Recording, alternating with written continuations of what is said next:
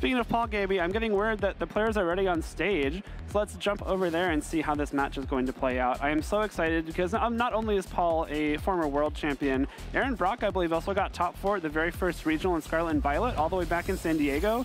So certainly someone that is no stranger to success, in the later stages of a tournament. Yeah, no stranger to Articuno either, though thankfully it's a different bird that's making a very unique appearance on his team. You know, I mean, talking about team preview, just at this head-to-head phase, Corviknight versus Como-O. Yeah. As much as I love Como-O, and as much as I'm glad to see my caster prediction actually, you know, coming true this weekend, I don't think Corviknight's necessarily the Pokemon you want to match up against. I think the only time I've seen Corviknight recently is when we've seen our caster friend Len playing on stream. Yeah. So it's cool to see someone else is joining in on the Corviknight fun. Yeah, well, it's a very tricky Pokemon. Yeah. I guess in Scarlet and Violet, you do have to take care to keep it away from the Tinkatons of the world, if you will. But if you're able to find alignment with the right Pokemon, you know, Mirror Armor will reflect any stat drops back at that Pokemon. You have Tailwind for speed control, and if you can slow your opponent down and get some bulk ups in, it's just impossible to take down. It is. That Corviknight will be joined on Aaron's team by Incineroar, Ogerpon, Hearthflame, Raging Bolt, Amoonguss, and Rapid Strike Urshifu. And Aaron is chasing a championship after multiple top cuts. Like we said, at least that top 4 back in San Diego, and I believe 1 or 2 more top 8s to his name, but no further progress just yet. And of course, we would love to see Aaron break through into that final stage. Paul Ruiz also has the correct Gastrodon as a mascot on his side of the field, running a team of Amoonguss, Incineroar, Fluttermane, Ogerpon, Wellspring Mask, Landorus Incarnate, and Como-O. I gotta say, I love the Como-O, favorite Pokemon. Shadow Claw, though, that's not the move that people typically run alongside of Iron Press, or Body Press and Iron Defense. No, it's not, and it kind of makes sense too. If you're kind of indexing into the Iron Defense Body Press strategy, obviously your number 1 foe there is going to be Ghost types because they are immune to that Body Press. So giving yourself Shadow Claw gives you a way to hit those super effectively and not just neutrally with possibly, you know, a Flash Cannon and an Iron Head like we see in the other options. Yeah, and if you're looking to go back and watch an incredible match after this set and, you know, the rest of the stream as well, Paul Ruiz was our 2018 Masters Division World Champion, winning the World Championships in Nashville, Tennessee. It was an incredible weekend. Definitely go back and watch his win. But for now, though, we are going to be getting into game number 1 shortly. And, you know, we've talked about the Como-O, we talked about the Corviknight. I'm curious, Jake, how you think these teams are going to match up, because beyond those 2 standouts, they do feel, you know, somewhat similar. Not exactly, but, you know, I see one of those genies there. There's difference in Ogerpons. It's going to be a really unique matchup for that reason.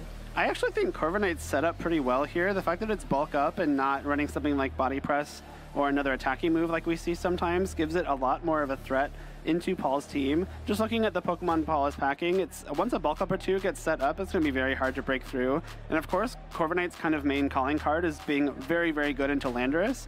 Landorus, with its Earth Power and Sludge Bomb, cannot deal damage to Corviknight at all. So if that's the position Aaron can get this Corviknight in, he might be in a very good spot. Well, we have those 2 signature Pokemon out on the field to start game number 1 here of Swiss Round 15 versus Aaron versus Paul, Corviknight versus Como-O, Incineroar versus Urshifu. And this, again, kind of a great spot for Aaron to be in right now. Corviknight immediately reflecting and Intimidate back to the Incineroar means it's at -1 attack. Perfect chance to get one of those bulk ups going if that's what he chooses to do. And of course, the Urshifu very heavily threatens Incineroar as well with those Surging Strikes, especially considering Aaron is running the Mystic Water item on this Urshifu to even further boost the power of those Water-type moves.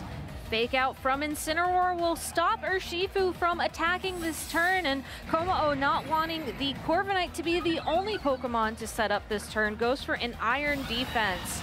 So already we have +2 defense on the field for that Como-O, +1 defense and +1 attack for the Corviknight.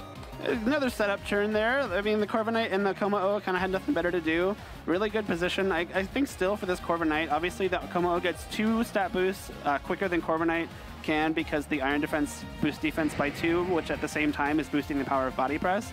So Corviknight a little bit behind, but when Corviknight gets those bulk ups and another chance to get some possible Brave Birds off, you are threatening super effective damage into that Como-O still. And of course, with the -1 attack on Incineroar and the +1 defense on Corviknight, really not threatened a whole lot by a big chunk of damage here.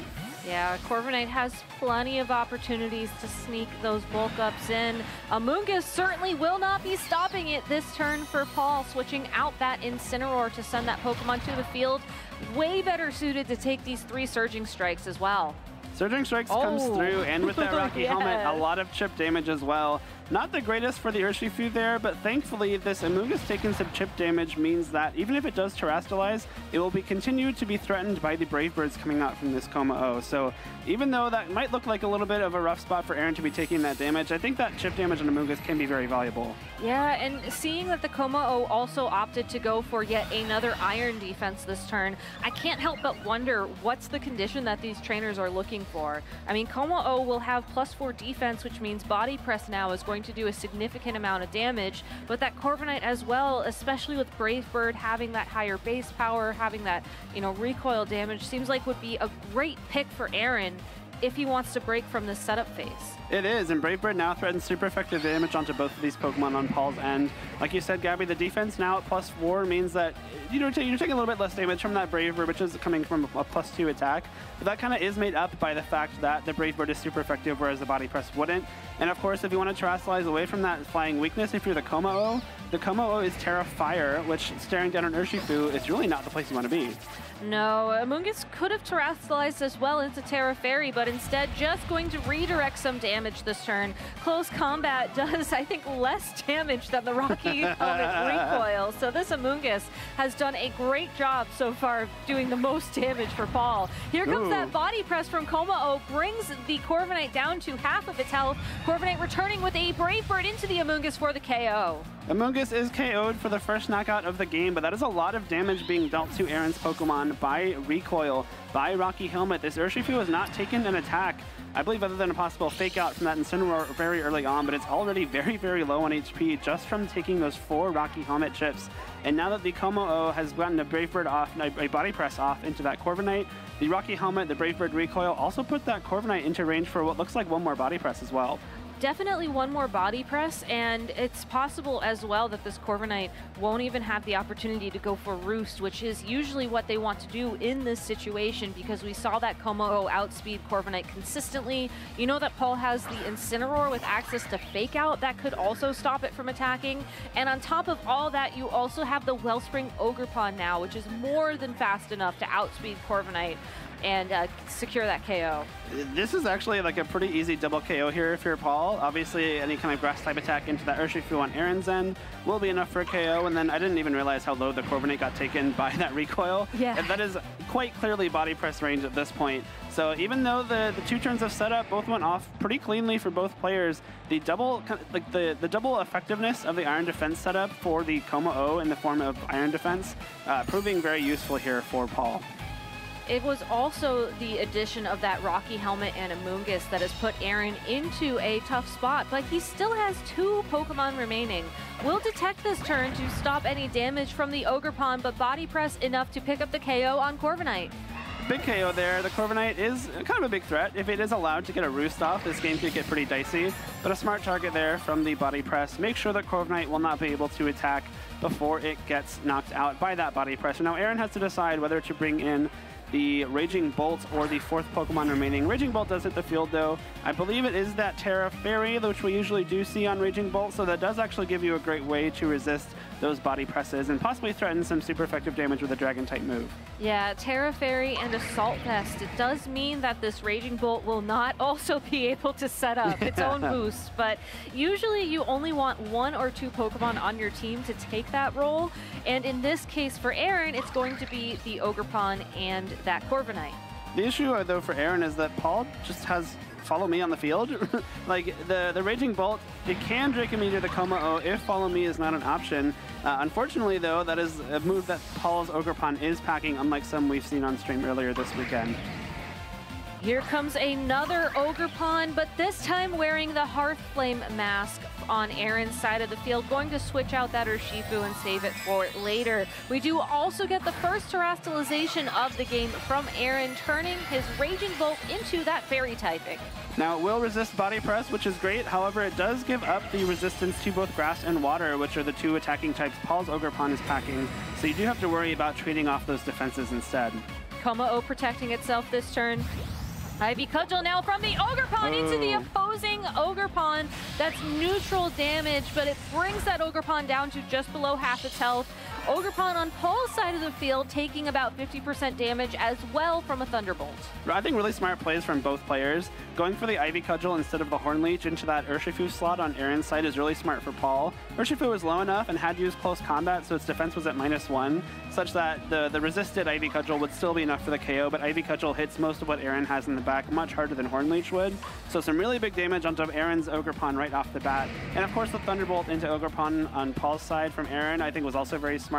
If you get caught going for a Draco Meteor into a protecting Kommo-o or even a Follow Me, losing that special attack would be very disastrous. And a really nice bit of damage there from Thunderbolt. Looks like one more should be enough for a KO. One more should be enough for a KO, but Paul needs to figure out how he can tackle this Fairy-type Raging Bolt, especially knowing that Kommo-o has given up any sort of Steel-type attack coverage for Shadow Claw, which is a Ghost-type move. We do see a Terastallization from Paul this turn, and it has to be the Kommo-o, given that the Incineroar returned to the field for that Ogerpon. Kommo-o changing into a Fire type here to not take super effective damage from a potential Draco Meteor from Aaron's Raging Bolt. We also see a Spiky Shield from Aaron's Ogerpon to protect itself this turn. Body Press, it still does way more than I expected, honestly, thanks to all those Iron defense boosts. That is a lot of damage. That is resisted, and Raging Bolt is a naturally very bulky Pokemon. That also shows that if Kommo-o gets 2 Iron defenses up and the Raging Bolt doesn't Terastallize, it will just get one-hit KO'd by that +4 body press. Huge bit of damage there, and I do like that Terastallization. Like you said, Gabby, it does prevent super effective damage from Draco Meteor. And the nice thing about having Fire in this scenario for Paul is that oftentimes we see players go for Steel on their Iron defense Kommo-o, but that would actually put you in a much worse spot against this Ogerpon on Aaron's side. Fire, though, allows you to resist both the Ivy Cudgel and any kind of grass move from that Ogerpon while dropping that Dragon weakness. Fake Out from the Incineroar will stop the Raging Bolt from attacking this turn, but Aaron finds an opportunity to set up once again. Sword Stance on his Ogerpon to boost its attack 2 stages, so even though he does lose the Raging Bolt here this turn, that Ogerpon is now such a huge threat at +1 attack overall after the Intimidate. It is a big threat, and now that the Raging Bolt was actually the Pokemon Paul decided to KO this turn instead of Ogerpon, Aaron does get to bring the Urshifu in, and because the Kommo-o is now a Fire type, Surging Strikes actually just KOs it. You're actually in a spot now where this Urshifu is kind of a big problem, and of course, because of the Unseen Fist ability, you cannot protect either of the Pokemon on the field. Unfortunately for Aaron, the Ogerpon won't be able to attack for more than resisted damage, so that Sword Stance does go up, which is nice. It kind of keeps you in this game a little bit, but if your Urshifu doesn't take kind of 2 KOs in the next 2 turns, I'm still not sure it'll be enough. There's also the Ogerpon Wellspring Mask in the back of Paul's party, which could swap in for either Kommo-o or Incineroar and then use its Water Absorb ability to negate any Surging Strikes. Right. So there's a ton of pressure on Aaron to make the call this turn correctly. Who do I target and with what? It's true. You might have to close combat here just to make sure you're not giving that Ogerpon Wellspring form any kind of healing with Surging Strikes. But if you're close combated and Kommo-o absolutely survives this turn, you have to call whether or not Paul swaps out, but there's no switch at all, just a Sword Stance instead. Kommo-o is going to stay on the field, but unfortunately it'll take a Surging Strikes for its trouble, and after all 3 hits, it is enough to pick up that KO. Good information for Paul and for Aaron to see just how that might have actually missed the KO if it was still at full health going into a next game. But for now, Kommo-o has been knocked out. Incineroar will use Parting Shot to drop the attack of that Urshifu by another stage. And just like that, both of these trainers are down to their final 2 Pokemon. They are, and you have to wonder whether or not Paul kind of had to go for a read there as to whether or not a Surging Strikes would hit one of those slots. Now that the Kommo-o got knocked out without taking another KO, it looks like Ogerpon will be in range for either an Ivy Cudgel or a close combat coming out from this Urshifu. Although the Parting Shot plus the Intimidate coming in, Urshifu now at -2. Close combat a little bit less of a threat, But of course, we have the Ogerpon on Aaron's end. Between the 2 Intimidates and the 2 Swords Dances is that +2 attack. This is going to be really close, Gabby. I think it might still come down to some protect and fake out reads here. You do still have to worry about the Unseen Fist, but if you're Aaron's Ogerpon at +2 attack, obviously you can KO Paul's Ogerpon, but the Incineroar on the other side still will be resisting everything. Yeah, I really like how Aaron just went for the double protect play here to ensure that neither of his Pokemon would be flinched and caught off guard.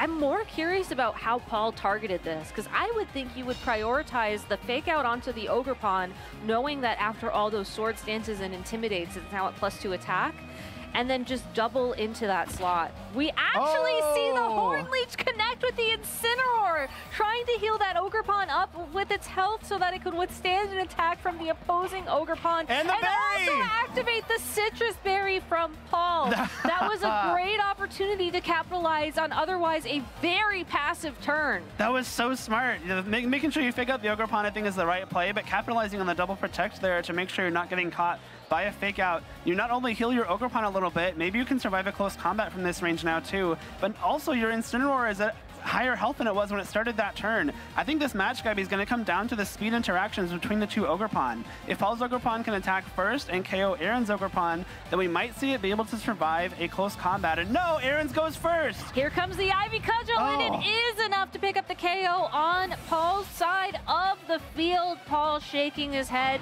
Urshifu is guaranteed to be the next Pokemon to attack, and even with the extra help from that Citrus Berry, it just means that the Incineroar could take 2 hits from Surging Strikes instead of 1. Aaron Brok is up 1-0 in this final round of Swiss. That was a really tight end game there. I think at certain points, I actually thought earlier on that Paul was in such a strong spot with that Kommo-o, but thanks to him being forced to Terastallize by that Raging Bolt threatening Draco Meteor, that meant Urshifu could come back in and threaten that Surging Strikes to KO through those Iron Defense boosts. And I think Paul possibly made a mistake not trying to catch that Surging Strikes with the Water Absorb from the Ogerpon, because at that point when Kommo-o went down, and especially because Aaron capitalized very well with those Swords Dances, it was much more difficult for Paul to make any headway. Yeah, one play that I was curious that we didn't see from Paul was the use of Follow Me on Ogerpon in particular, because it did seem like there were a couple of turns where, yes, you do have to guess, is it going to be Surging Strikes or close combat from the opposing Urshifu? But I do think that the Ogerpon would have helped its partner by taking some of that damage away. But for now, I agree. You know, you were just saying this was a very good start for Paul and Kommo-o. I absolutely agree. It just felt like the Urshifu and the Ogerpon just out-damaged Paul's Pokemon at the end of the game. Yeah, and that's what it came down to. Once the Kommo-o went down, that was kind of all of Paul's offensive threat at that time, especially because the Ogerpon Wellspring on Paul's end doesn't have the Swords Dance like we're seeing from Aaron's or even Stefan's Wellspring Ogerpon earlier on in this tournament. And so after that defense boosted Kommo-o went down, there was not a whole lot Paul could do to threaten a whole lot of damage anymore, especially because of the way Aaron set up the rest of his Pokemon. Yes, the Urshifu took a lot of damage from that Rocky Helmet earlier on in the game, but making sure it didn't get knocked out and stuck around to threaten that Surging Strikes into the defense-boosted Kommo-o was more than enough. Yeah, and it does make me wonder if Paul's going to consider adjusting his strategy going into game number 2 here. You know, both that Incineroar and that Amoonguss felt like they were there to support the Kommo-o. And as much as it pains me to admit this as a Kommo-o believer, I don't think you can dedicate essentially 3 Pokemon to 1 attacker in this matchup, knowing how offensive your opponent was playing game 1. We did get to see kind of how the Iron Defense and the Bulk Ups interacted, though. After 2 turns of both Iron Defense and Bulk Up, the Kommo-o was definitely out-damaging the Corviknight. So I guess that's something for Paul to still keep in mind. You know, if I do get the chance to go for that setup again, maybe I prioritize keeping Kommo-o healthy. Maybe I do use that Follow Me, like you said, Gabby, or possibly use that Amoonguss to put things to sleep, use that Rage Powder as well. And now we have the Kommo-o Incineroar lead again from Paul, again getting intimidated by its own self because of that Mirror Armor and the Corviknight Ogerpon from Aaron. I think Incineroar could take a little intimidation. I don't know. Maybe it needs that little blow to its ego. We'll go for the fake out into that Corviknight to stop it from setting up any any bulk ups this turn, whereas Kommo-o goes straight for the iron defense. Funnily enough, though, Aaron already showcasing an adjustment here. Not only did he lead the Ogerpon Hearthflame, but also immediately switched in that Raging Bolt so that it can now threaten both the Pokemon on Paul's side of the field.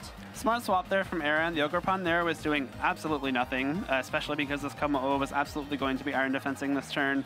And in its current state, it is resisting both the grass and fire type moves from the Ogerpon on Aaron's side. And that's, I mean, kind of a clear fake out into Corviknight there too. You know, Corviknight is the only thing that threatens any kind of damage. And of course, if you get one iron defense up before it can even bulk up once, you're already way ahead in that setup war. So a smart turn from Paul here. You might probably see him not allow this Raging Bolt to go for a Draco Meteor into the Kommo-o as a Dragon type. I would imagine some kind of Terrestrialization or Protect and reshuffle that Incineroar on this turn if necessary. Well, interestingly enough, we see Aaron opt to Terrestrialize first. Oh no, excuse me, that was Paul. Never mind, Kommo-o and Corviknight are Terrestrializing this turn. I agree with this play, if only because judging by what we saw in game number 1, Kommo-o was so central to Paul's strategy, you just have to protect it. But we already see an adaptation from Aaron again. It is still going to be a fairy type Terrestrialization, but instead now it's the Corviknight with that fairy typing, which means it will resist the body presses for sure, but we also could see this play out later. That's a +4 defense Kommo-o. You said that body press is gonna do a ton of damage to not a fairy Raging Bolt.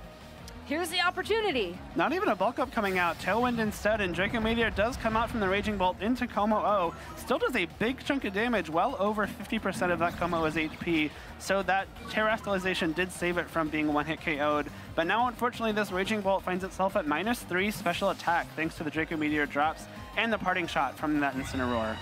With Tailwind up on the field now, though, it does look like Corviknight and Raging Bolt will definitely outspeed this Amoonguss coming in, and the Kommo-o as well. So even though Raging Bolt is at -3 special attack, Corviknight has more than ample opportunity here to use Brave Bird, deal some good damage to that Amoonguss, possibly knock out the Kommo-o. It does feel like Aaron is still in the driver's seat and should have an opportunity to sneak that Raging Bolt off the field if he decides he wants to do so. He can easily switch that Raging Bolt out here, but you have to wonder if Paul decides to go for Body Press into that slot. We did see the +4 Body Press, you know, would have 2-hit KO'd that Fairy type Raging Bolt, so it's safe to assume it would be knocked out in one hit here. Can anything Aaron could possibly switch in survive a Body Press? Or do you just have to take a KO this turn? And of course, because of the +4 defense, you're not going to get knocked out by Brave Bird. Amoonguss probably survives this as well because it's such a bulky Pokemon. No, it doesn't though. Just straight up one-hit KO'd. That was a critical hit from that Brave Bird, knocking out the Amoonguss in one go. Corviknight will take some recoil damage, both from the attack, and here comes that Draco Meteor. Kommo-o able to hold on in the red. Body press, here's that Calpin. It is enough for a one-hit knockout there. I think you're okay with that though if you're Aaron, because trading your Raging Bolt at -3 for an Amoonguss feels huge. That's a really big critical hit there. I think it's probably safe to assume Amoonguss usually survives that, thanks to it being a naturally very bulky Pokemon, even though that is a, you know, same type attack bonus Brave Bird. Unfortunate critical hit because, you know, if the Amoonguss sticks around, it can either redirect some attacks later on, possibly put some things to sleep, but you do in turn get the big KO onto that Raging Bolt. Yeah, you're trading one Pokemon for one Pokemon, which is kind of nice and all, but with Tailwind up and with this Corviknight and Ogerpon, you know, relatively healthy still, you can't fake out them both, obviously, if you're this Incineroar. This Kommo-o is now at very low HP. There's no kind of Pollen Puff or any kind of healing other than the leftovers on this Kommo-o to get it pretty healthy again. So you really have to worry about, you know, how many times do I have to, how many more chances will I get to attack with this Kommo-o?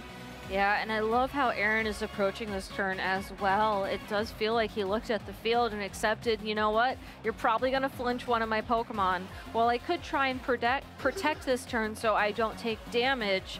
At the end of the day, I would just be stalling out my own Tailwind. Right. So I'll give you a choice. You know what my Ogerpon wants to do, and you can probably guess what Corviknight wants to do at this point. let you choose. Paul is actually just going to switch out that Incineroar, though. So Aaron is going to get, I think, exactly what he wanted from this turn with the Protect from the Como-O as well. That means Ogerpon free to Swords Dance to negate the Intimidate and go up to +1 attack. And now Corviknight as well going for Roost to heal up half of its health. That's going to put it basically back to full. That's a bit of a disaster turn for Paul there. Not a bad assumption to make that Aaron will try and play a more safer turn. Obviously, Fake Out was in play because that Incineroar had just switched in, but Aaron takes such good advantage of that. Like you said, Gabby, why would you want to double protect in your own Tailwind? Like, I'm not going to do that. I'm going to go straight for that Swords Dance. Aaron's been very aggressive with those Swords Dances throughout the set, and it's paid off very well. He's now at +1 attack on that Ogerpon, and even with the defense boost from Como-O, that may be enough for a KO, especially considering you have the option to attack with that Corviknight as well. Obviously, Ogerpon on Paul's end cannot terrestrialize, cannot drop that flying type weakness, so a Brave Bird coming through would be super effective as well. Incineroar taking the field once again to negate the attack boost from that Ogerpon, but this Corviknight is still, I think, the public enemy #1 for Paul's team. Ivy Cudgel into the Como-O. Oh my goodness. It's not very effective, and without that critical hit to get through those defensive boosts, even with the Brave Bird, Como-O able to hold on, go for a body press into the Ogerpon, and it's a one-hit knockout. That was not very effective. That was incredibly not very effective. That did so little. Even the Brave Bird, I thought Brave Bird would do so much more than that. Obviously, it is at +4 defense, and Como is pretty bulky, but Corviknight's no slouch, and Brave Bird's a very strong move. Como-O showing, though, hey, I am still in this game. Do not count me out, because I will just take one more body press KO for the road. Obviously, Urshifu now should be able to KO with Surging Strikes, but we're still in that position that we saw last game where you have the Ogerpon Wellspring as well. You have the option to kind of absorb those Surging Strikes with the Water Absorb if you can. I don't know that it's such a great idea on this current turn, Gabby, just because you don't really want to take a Brave Bird coming in. At the same time, your own Como-O has already done so much. You could possibly try and finish this game out just with this Ogerpon and Incineroar, but that survival from Como-O, the double up with the neutral Ivy Cudgel at that point, and then the Brave Bird from Corviknight, that was insane. Yeah, Aaron relying on Ivy Cudgel's secondary effect of having a higher critical hit chance there, trying to break through the iron defenses of this Como-O, but unfortunately unable to find any purchase. Fake Out will stop the Urshifu from attacking this turn. Here comes a body press from Como-O into that Urshifu for the KO. Wow. It is just the Corviknight left standing for Aaron. Brave Bird goes into the Incineroar and brings it down into the yellow, which should activate the Citrus Berry. It does. Citrus Berry pops right back up, and this Corviknight, even though it is still relatively healthy, it does resist this body press, does not have any bulk ups of its own, and because this Como-O didn't take any damage, that might still be out of range for one more Brave Bird. So another body press, maybe an Ivy Cudgel from the Ogerpon in the back. Paul has clawed victory from the jaws of defeat in this game here, Gabby. I thought the Como-O was down and out, but clearly it had other plans. Yeah, I will say that in this kind of endgame situation, you would expect to see Incineroar really pivot heavily, typically, so that you could continue to rely on Fake Out. You could continue to stop Corviknight from boosting its attacks and defenses with bulk up, for example. But because Corviknight's mirror armor ability is in play, this does mean that Parting Shot would not work against Corviknight. It would just bounce the stat drops back to Incineroar, and then it would not be allowed to switch. Yeah, it's a really rough interaction there for this Incineroar. You kind of want your Ogerpon on the field right now, but you really can't risk it coming in on a possible Brave Bird. I think if you're Paul, this is the right thing to do. You just keep going for Flare Blitzes into that slot. Between the recoil from Flare Blitz itself and the Rocky Helmet, eventually you should be able to get your Ogerpon back on the field. And if you give yourself 2 turns to go for Body Press, like a Follow Me Body Press, followed by 1 more, that's probably enough. 1 Body Press coming through here just barely does not KO Corviknight. And the Rocky Helmet chip damage does come through. Actually, a Roost following Corviknight too. I mean, over a long enough time scale, we do know that Paul has limited access to recovery here. That being said, though, the Flare Blitz is able to drop down this Corviknight to below, I believe, the body press damage threshold here. So as long as Paul goes for another body press this turn, I think he should be able to lock in that KO overall. But if you are Aaron in this situation, you are up 1 game. You know that the game clock is still progressing throughout this matchup. And if you think that with the combination of Brave Bird, Rocky Helmet, and Roost, you can bring this down to a 1v1 situation, you are able to win. It looks like Como is knocked out by Rocky Helmet. Corviknight hanging on by a thread. Will have the opportunity to heal itself back up, and this is why you continue to play this end game. Absolutely. Rocky Helmet here actually a huge factor for Aaron because Como could not freely body press. That's something I kind of felt to take into consideration there, because if you just keep body pressing, eventually the Rocky Helmet will outdamage Leftover's recovery. Exactly. And you won't have a chance to keep attacking. And again, it was very, very risky for Paul to try and swap in Ogerpon for that Incineroar slot earlier on in this game. So you don't think you really have the option to do so, and now Ogerpon is kind of the last shot for Paul here. Ivy Cudgel just have an increased critical hit chance, but it doesn't get the crit this turn. Corviknight now able to heal itself up once again. And now as these turns progress, we are getting closer and closer to Corviknight winning. Well, that's actually a really smart snarl, though, because keeping Incineroar healthy and on the field is really important. That just means Aaron can't keep roosting over and over and over, and he has to eventually attack and possibly knock himself out with a Brave Bird after a certain number of turns. And the more that you let this Ogerpon on Paul's side go for IV Cudgels, the more chances you're getting for a critical hit with that boosted critical hit chance, too. This is going way back and forth, Gabby. I did not expect this. It is, and another important thing to call out here is that Roost only had 5 uses throughout this entire match. It is now gone. And Ogerpon, even though Ivy Cudgel is a physical attack, it doesn't make contact. Correct. So Ogerpon will not be taking recoil damage, or won't be taking damage from the Rocky Helmet. Instead, Corviknight has to go for a Brave Bird at some point into that Pokemon for the KO. Here it comes. It's a one-hit knockout. It is just Incineroar versus Corviknight remaining, and Incineroar is just hanging on by a thread. But Flare Blitz should be able to pick it up here, but it went for Snarl instead. Survives at 2 HP. The Corviknight hangs on and will win this match for Aaron. Oh my gosh, Gabby.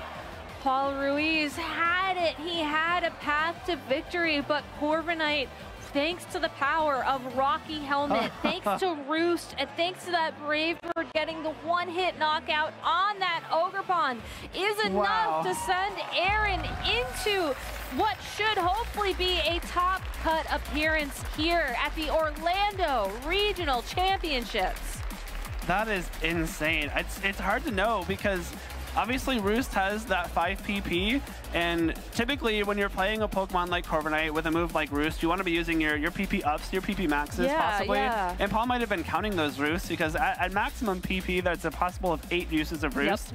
There's no way for Paul to have known. You know, we have our open team sheets, obviously, but the PP on there is not listed. So there's no way for Paul to have known that the Corviknight ran out of Roosts. If Paul knew that the Corviknight could not Roost anymore, he surely would have selected Flare Blitz on that turn, just because that means that even though there's the Rocky Helmet and the Flare Blitz recoil, the Incineroar attacking with Flare Blitz and KOing Corviknight on that turn would have resulted in a win for Paul, even though the game would have ended at 0-0 Pokemon technically. So that's a wild end game there. Yeah, at the end of the day, when it comes to Pokemon fainting order, it is the Pokemon that faints last, that person would win. So because recoil damage and because Rocky Helmet damage is applied at the end of the damage interaction, that would have guaranteed that Incineroar would have fainted last and that Paul would win. But, you know, that's a great call out about the fact that Aaron did not have all 8 uses for Roost. I think a lot of times, especially in formats where there is a lot of fake out, there is a lot of like damage cycling and Pokemon switching and all that, you kind of think,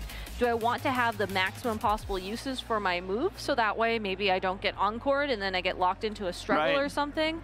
But Aaron just showcasing that Corviknight had just enough in the tank to get the job done, and that was a great team building call from him going into this tournament. Like the new use case for not maximizing your Pokemon's power points is baiting your opponents into not using Flare Blitz. Yeah. We've unlocked the new level of team building. You know, especially after the iron, the iron printer, the item printer has made those items feel so much more accessible and fun because you get the chance to get the cool Pokeballs as well. Just showcasing, nah, you don't need to do that. No. Wow. What a well-played match from Aaron there, too. I think there were multiple times in both of those games that kind of countered him out. But Aaron, knowing this team very well, you're not getting to 11-3 without knowing exactly how these matchups play out, and expertly using that terrestrialized Corviknight to make sure that it can't take nearly as much damage from that body press, using Ruiz as much as he could to keep that Corviknight healthy. And the one bulk up coming through, obviously there were no critical hits from that Ogerpon's Ivy Cudgel, so that defense boost was very important throughout this whole game. Yeah, it was. And shout outs to Paul, though. I know he's run Como-O throughout Regulation F and has just really been a master of this archetype with the body press and the iron defense combination. It was so amazing to see him just commit to that strategy in game number 2. And I think really showcased just how prominent it can be. But Corviknight was just one step ahead. It had the flying taxi just waiting for it. Like, I got to go to top cut. Aaron called the flying taxi to take him to top 8. Yep. Yeah. Oh, that's so cool. Though I'm happy for Aaron. Obviously, he's put himself in a position where, based on how the tiebreakers play out, he might find himself in top 8. Even if it doesn't go his way with those numbers, that's certainly at least a top 16, which is a very fantastic finish here at Orlando. But of course, we're crossing our fingers for him, hoping we get to see some more of that Corviknight action in top 8 this weekend. That was really fun. That was an incredibly close match. Yeah, and I'm really excited to hear from Aaron as to kind of his game plans for that match, just because there were so many different pieces to be moving around for both players, really. Paul, obviously, that Como-O is the big kind of checkmate piece. Like you said, we've seen it have some great success this year. I won a regional, I believe, in Sacramento with Michael Zhang, and Paul's been running it for a while as well.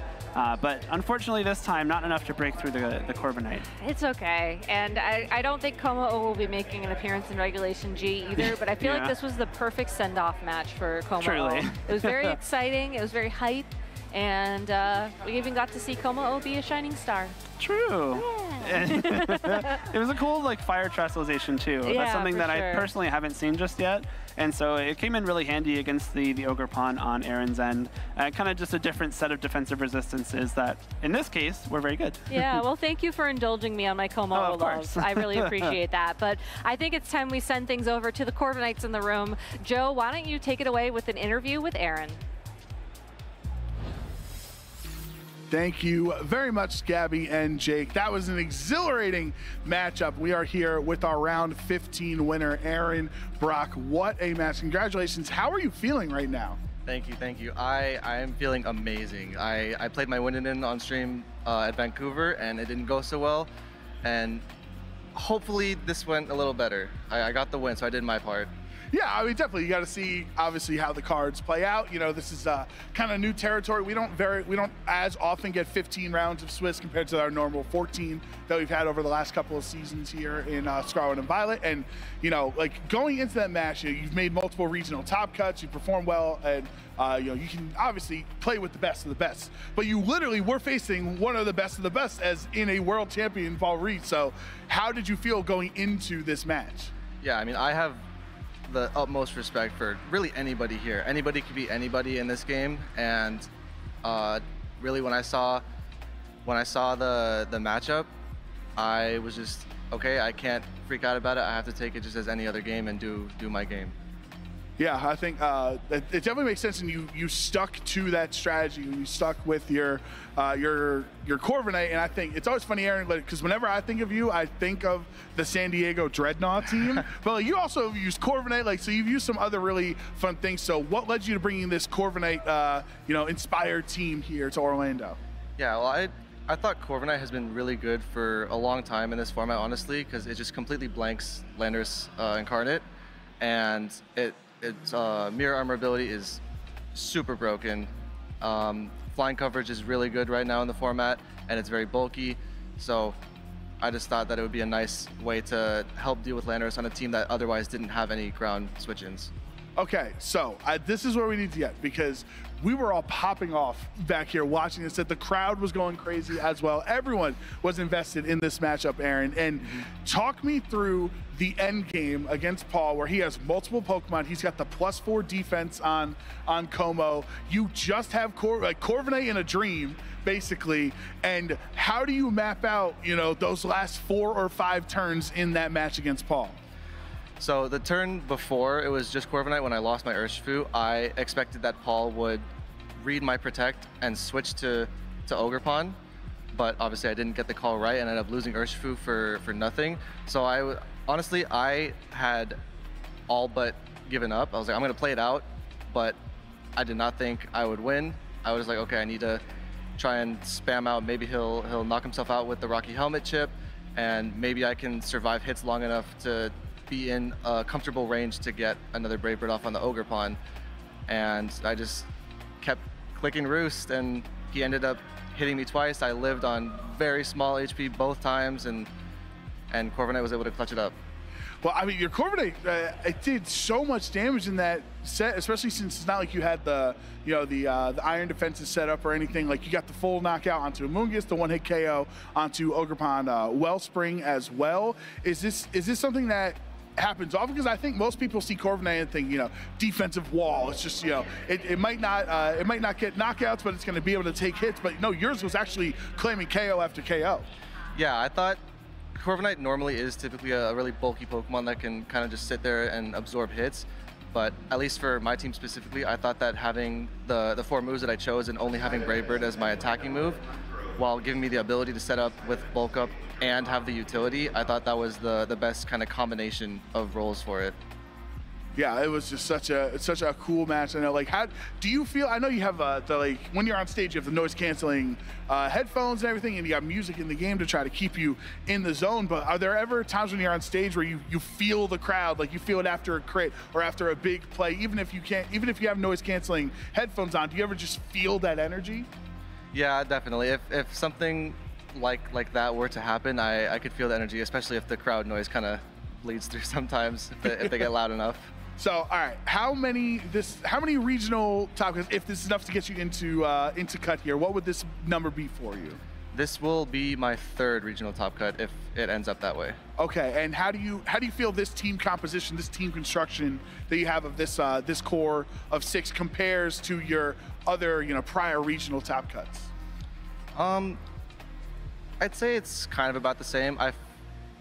When I look back on what teams I've tended to do well with, it seems that, like, there's a common factor that I use pretty standard Pokemon for 5 of them, and then 1 pick is like a cool off-meta, like, weird pick, and that really seems what I have the most fun doing and what I end up doing best with.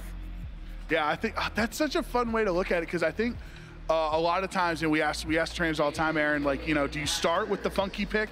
Do you go, I want Corviknight, and then I'll make 5 Pokemon that revolve around it? Or do you have a conventional team of 5 and you're like, man, I think Corviknight could round this out nicely? Yeah, at least for this team, I had, I was borrowing a friend's team, Sven, and his team, I believe it was Chenpao over Corviknight, but when I was testing it, I just did not like how defensively weak it was to Landorus, so I thought, okay, this does kind of the similar things. It gives me speed control, and it ended up working out well. Now, I'm always going to ask, in my heart of hearts, because I do love that Dreadnought team, what's it going to take to get you to run Dreadnought again in a region? Like, what does the format have to be like? How can we make Dreadnought viable again? Unfortunately, it's going to take a lot, because he definitely can't compete with the restricted legendaries coming in Reg G, but we'll see. We'll see.